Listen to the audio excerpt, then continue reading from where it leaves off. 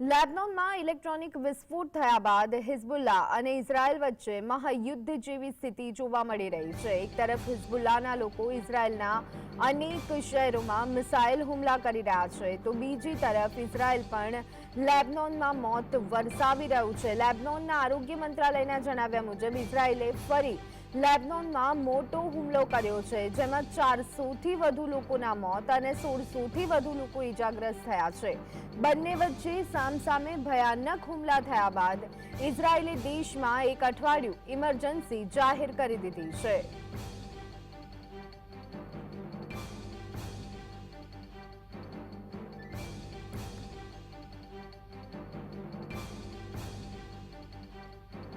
તો લેબનોનમાં ઇલેક્ટ્રોનિક વિસ્ફોટ થયા બાદ હિઝબુલ્લા અને ઇઝરાયલ વચ્ચે મહાયુદ્ધ જેવી સ્થિતિનું નિર્માણ થયેલું જોવા મળી રહ્યું છે। સતત તંગ વાતાવરણ, દિવસે અને દિવસે વાતાવરણ તંગ બનતું જોવા મળી રહ્યું છે। ત્યારે એક તરફ હિઝબુલ્લાના લોકો ઇઝરાયલના અનેક શહેરોમાં મિસાઇલ હુમલા કરી રહ્યા છે, તો બીજી તરફ ઇઝરાયલ પણ લેબનોનમાં મોત વરસાવી રહ્યું છે। અત્યાર સુધી 400 લોકોના મોત થયા છે।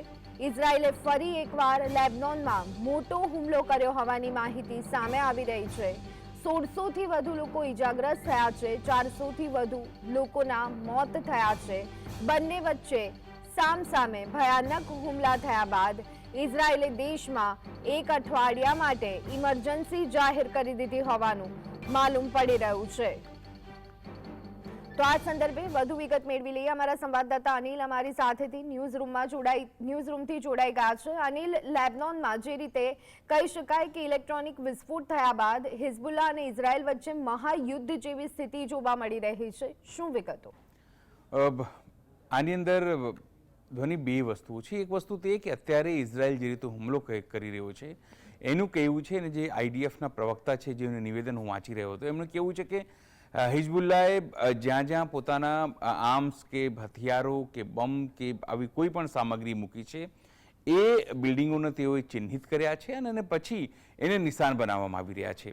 એ સિવાય એણે બીજી વસ્તુ એ કહી છે કે છેલ્લા એક અઠવાડિયાથી અમે જે આ જગ્યાએ બિલ્ડિંગો છે એ બિલ્ડિંગોના આસપાસ જે પણ રહેણાંક વિસ્તારો છે એને ખાલી કરવા માટે અમે ચેતવણી આપી હતી અને આ વાતની પુષ્ટિ ત્યાંની જે અગોરા કંપની છે, ટેલિકોમ કંપની, એના જે સીઈઓ છે એણે પણ કરી છે કે લગભગ એક અઠવાડિયામાં 80,000થી વધુ આવા કોલ આવ્યા છે અને લોકોને ખાલી કરવા માટે કહેવામાં આવ્યું હતું। પણ જે તે સમય દરમિયાન જે વાત કહેવામાં આવી હતી કે કદાચ લોકોમાં પેનિક થાય અથવા તો એક માનસિક યુદ્ધની સ્થિતિ ના ઊભી થાય એટલા માટે જે તે જગ્યા તમામ વસ્તુઓ થઈ।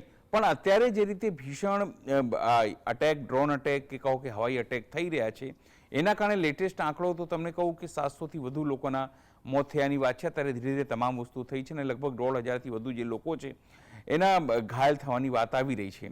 પણ આખી જે મેં તમને કીધું કે આ બે વસ્તુથી આ લેટેસ્ટ સ્થિતિ અત્યારે આ છે। પણ શરૂઆત આની ક્યાંથી થાય છે? તો શરૂઆત તમને કહું 1950ની દશકથી તમામ ઘટનાક્રમ કે જ્યારે યુનોએ આખી ઇઝરાયલને મંજૂરી અને પછી પેલેસ્ટાઇનને કઈ રીતે કરવું અને પછી કઈ રીતે ગાઝા પટ્ટી અને કઈ રીતે ત્યાં હુમલો અને છેલ્લે જ્યારે ઇઝરાયલ ઉપર હુમલો થયો ત્યારે એક વાત આખા વિશ્વમાં આવી ગઈ કે ઇઝરાયલ, મોસાદ, આ તમામ વસ્તુઓ જ્યારે તમે કહો છો ત્યારે તમારા દિમાગમાં એક વસ્તુ આવે છે કે સૌથી સક્રિય એજન્સી, સૌથી જોરદાર એની એની ખુફિયા એજન્સી, અને એવામાં જો એક વર્ષ પહેલાં ત્યાં હુમલો થાય અને એ પણ પેરાટ્રુપર્સની જેમ લોકો આવે અને ગ્લાઇડર્સ પર તમારા પર હુમલો કરી જાય એટલે તમારી આખી જે સિક્યોરિટી એજન્સીસ કે તપાસ એજન્સીસ કે ઇન્ટેલિજન્સ ક્યાં હતી? મતલબ એક માત્ર હવા ઊભો હતો અને માત્ર ઇઝરાયલ પણ એક સામાન્ય દેશની જેમ જ છે।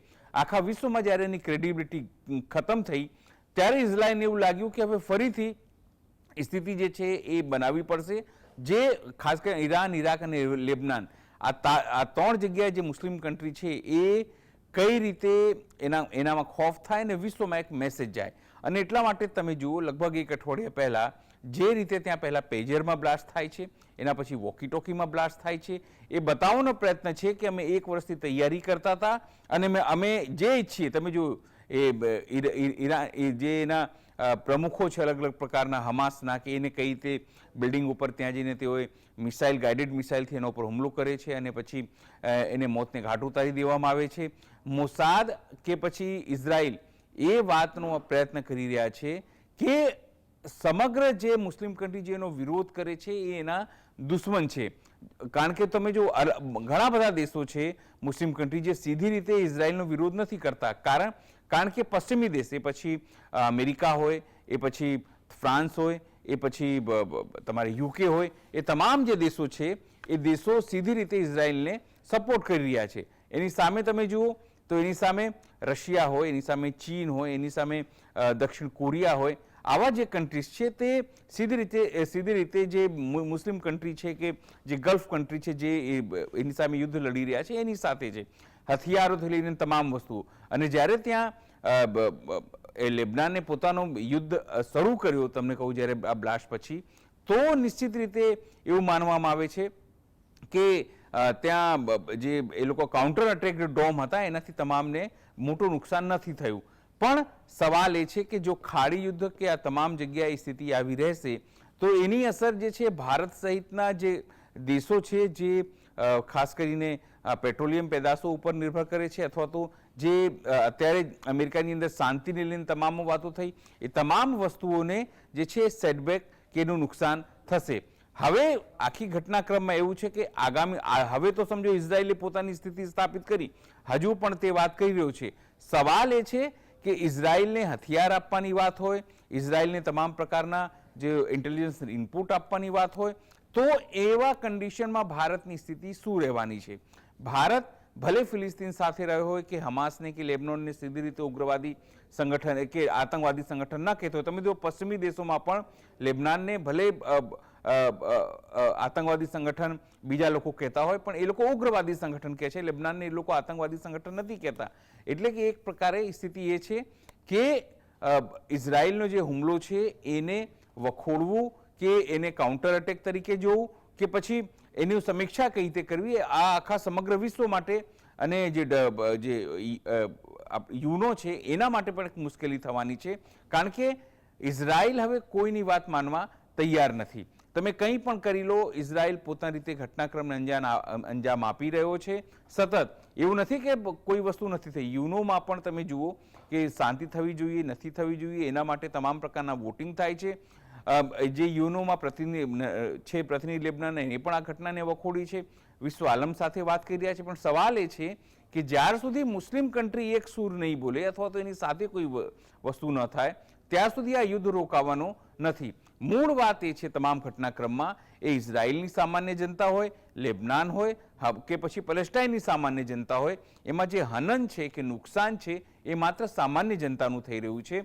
લોકો પોતાની જે ત્યાં સંગઠનો છે એ પોતાના વર્ચસ્વની લડાઈ જરૂરથી લડી રહ્યા છે, પણ હજારો લાખો લોકો એના કારણે તમે જુઓ બેઘર થઈ રહ્યા છે અને મોતને ભેટી રહ્યા છે. સવાલ એ છે કે હવે ભારત શું સ્ટેન્ડ લેશે? વડાપ્રધાન નરેન્દ્ર મોદી અમેરિકાથી નીકળી ગયા છે ભારત આવવા માટે, પણ જે પીસ વર્કની ત્યાં વાત થઈ કે કઈ રીતે આગળ વધવું, ગલ્ફ કન્ટ્રી અફઘાનિસ્તાનથી લઈને જે આખું તમારો પટ્ટો છે મિડલ ઇસ્ટનું, ત્યાં જો આવી સતત સ્થિતિ સર્જાશે તો દરિયાઈ માર્ગે કઈ રીતે તમે તમારું વાહનો લાવશો, કઈ રીતે વસ્તુઓ લાવશો, વેપાર, તમારું આર્થિક, સામરિક તમામ જગ્યાએ એની અસર પડશે. અને આગામી દિવસોમાં જોવાનું છે કે જેટલું ભીષણ આ યુદ્ધ થશે એટલી જે મિડલ ઇસ્ટ કે તમામ જે દેશો છે દક્ષિણ પૂર્વી એશિયા, જેમાં ભારત, ચીન, આ તમામ જે જાપાન, એ તમામ લોકોને જે છે એ નુકસાની આર્થિક રીતે પણ થવાની છે અને સામરિક અને એને વાતચીતને કઈ રીતે રસ્તો કાઢવામાં આવે એને લઈને પણ થવાનું છે. પણ હાલ એટલું કહી શકાય છે કે ઇઝરાયલ અત્યારે કોઈના કાબુમાં નથી અને લેબનાન પણ નથી. આપણે કોઈ એકનું પક્ષ ના લઈ શકીએ કે કોણ શું કરી રહ્યું છે, કારણ કે સાચી સ્થિતિ તો ત્યાં તમે જાઓ એની આકલન કરો તો જ ખબર પડે. પણ સામાન્ય લોકોનું હનન થઈ રહ્યું છે એમાં કોઈ બેમત નથી. ધોની જી આભાર અનિલ, અમારી સાથે જોડાવા બદલ અને સમગ્ર માહિતી વિસ્તાર